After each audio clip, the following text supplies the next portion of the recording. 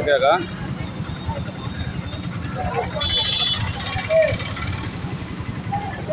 రామో విగ్రహవాన్ ధర్మః రామాయ రామభద్రాయ రామచంద్రాయ వేదసే రఘునాథాయ నాదాయ సీతాయాః పతయే నమః.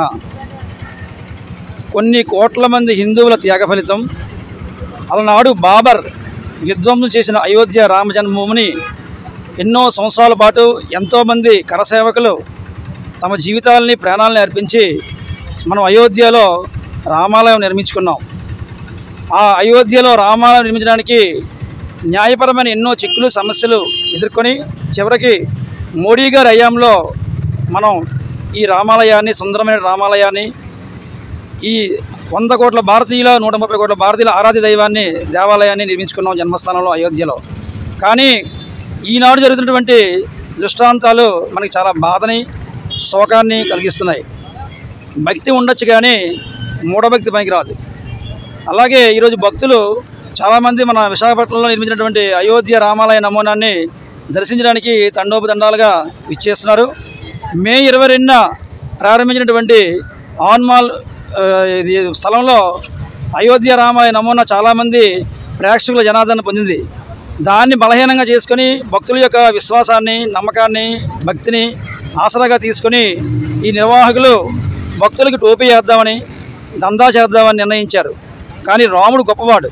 రాముడు సర్వంతర్యామి, శ్రీమన్నారాయణ యొక్క అవతారం, కారణజన్ముడు, దైవం. అలాంటి దైవాన్ని ద్రోహం చేస్తే ఎప్పటికైనా సరే అది మనకి ప్రాయశ్చిత్తంగా మనల్నే చుట్టేస్తుంది కర్మ. అందులో భాగంగానే వీళ్ళు ఇష్టారాజ్యంగా కేవలం 50 రూపాయలు రుసుము పెట్టి చేసుకుంటే బాగానే ఉన్నాం. ఆ తర్వాత ఏమైందంటే ఎప్పుడైతే భక్తుల రద్దీ పెరుగుతుందో, భక్తులు విశ్వాసం ఈ అయోధ్యలో రామాలయానికి వెళ్ళలేకపోతున్నాం కాబట్టి కనీసం ఎక్కడైనా సందర్శించుకుని రాముని చూసుకుందాం అనే ఒక మంచి ఉద్దేశంతో, మంచి సంకల్పంతో భక్తులు వస్తుంటే ఆ భక్తులకి ఏమీ తెలియదు కాబట్టి ఆ భక్తుల యొక్క నమ్మకాన్ని వీళ్ళు ఒమ్ము చేసుకుందామని, అమ్ముకుందామని ప్రయత్నించారు నిర్వాహకులు. దుర్గాప్రసాద్ మరియు గరుడ ప్రసాద్ అలాగే రాజు, ఈ ముగ్గురు కూడా నిర్వాహకులు. అయితే ఏమైందంటే మే 22న స్థాపించినటువంటి వీళ్ళు ముందు 45 రోజులు అనుమతి అడిగారు. అడిగిన తర్వాత ఎప్పుడైతే ఆదరణ పెరుగుతుందో, భక్తులు ఎక్కువగా రద్దీగా పోటెత్తుతున్నారో ఆ సమయంలో దాన్ని ఇంకా ఎక్స్టెండ్ చేసి విస్తరించారు. విస్తరించినప్పుడు ఊరుకున్నారా? అలా కాకుండా రాముడి కళ్యాణం చేస్తాం, భద్రాచలం ఆస్థాన పండితులు ఇచ్చేస్తున్నారు అని ప్రజల యొక్క నమ్మకాన్ని, భక్తిని, మరి కొంచెం భక్తి పారవస్యాన్ని ఇంకా క్యాష్ చేసుకుందామని చెప్పేసి దురుద్దేశంతో, దుష్టంకల్పంతో, దుష్ట ఆలోచనతో వాళ్ళు ఏం చేశారంటే 6,000 మంది జంటలు కూర్చోబెట్టి 2,999 సుమారుగా 3,000 రూపాయలు రూపాయి తక్కువ ఆఫర్ లాగా, మీరు మార్కెటింగ్ ఆఫర్ లాగా వాళ్ళు ఏం చేశారంటే ఒక ప్రెస్ మీట్ పెట్టి ఈ యొక్క ఆస్థాన పండితులు ఇచ్చేస్తున్నారు అనగానే ఎంతోమంది ఇంకా వద్దాం అనుకున్న టైంలోనే, బుక్ చేసుకుందాం టికెట్లు అనుకున్న టైంలోనే వాళ్ళ యొక్క పాపం పండిపోయింది.